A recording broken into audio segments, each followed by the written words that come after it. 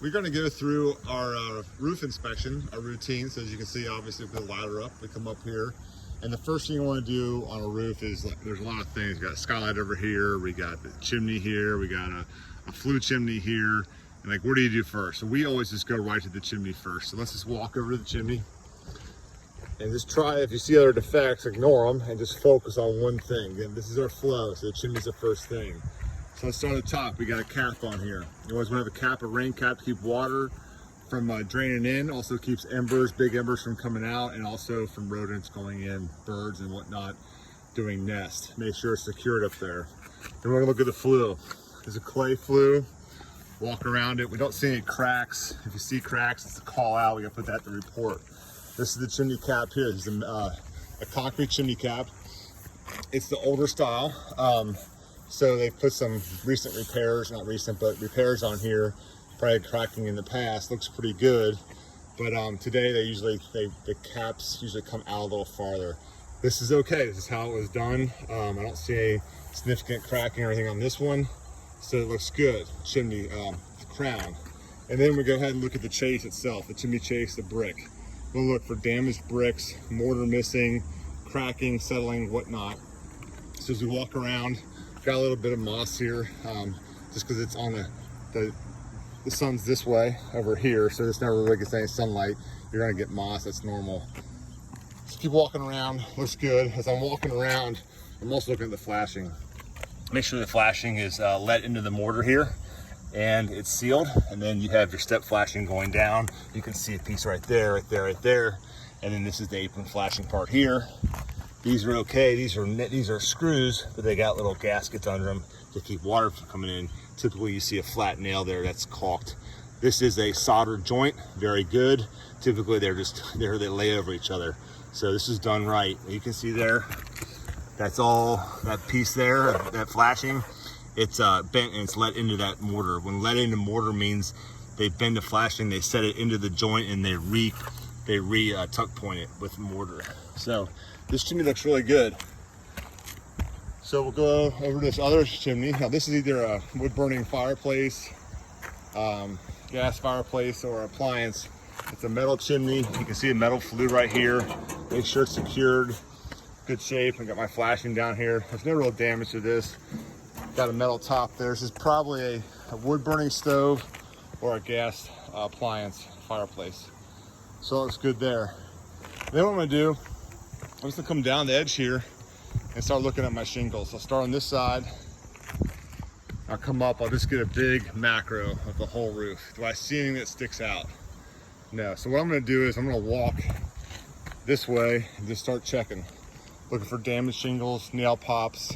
The one thing you'll look closely at is, it's hard to tell sometimes on a dimensional shingle like this versus a 3-tab shingle, is the fact that your cuts.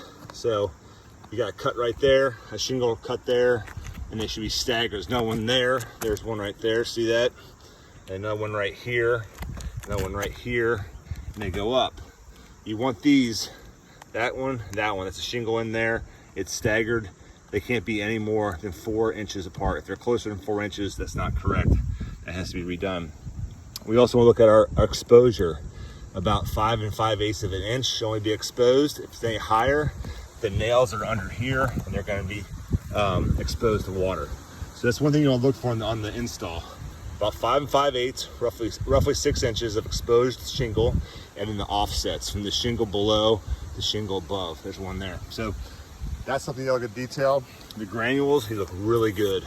When you start seeing granules wear away, you'll start seeing fiberglass, felt show. That's when the damage will hit it. So I'll just walk around. There's another vents here. So we'll grab those vents and make sure they're secured. Valley, I'm gonna go over here, make sure the shingles are secured down. And over. The old cast iron vent pipe here. And we'll take our flashlight and stick it down there, see if we see any offsets or any cracking, but that's good. Again, they're screwed down. Flashing should always go to here. I'm sorry, the shingles, sometimes you'll see them up here, but water could get under there. So the shingle should go right there, and these got gaskets on it. Skylight, brand new skylight. Always look inside for water damage to the walls and look up when you're inside. There's a newly installed skylight. I'll note my electrical there so I can see it there. Walk up, walk over down the middle. There you go. Kind of speed this video up a little bit. Walk down the middle here, looking for the same things I was talking about. We'll cruise over on this side. Same thing. And as I go along the vent here, I'm going to grab down, make sure it's secured in there, nailed in. And do the same thing over here. While I'm up here, you can see there's gutter guards. If there aren't gutter guards, you want to look in the gutters to see if they're clogged. Call out any debris in the gutter. If this tree happened to be hanging way over, we would call that out to cut that away. Look at this plumbing vent here. And then as you're done, go ahead and fill out your report. Take all your CYA pictures, put it under informational, and you're done with the roof inspection. An example here, we've done some videos on roofs lately that have shingles on a low pitched roof. The shingle over here, this roof, is done correctly. They did asphalt shingles down, and they did a rolled roof on the low slope.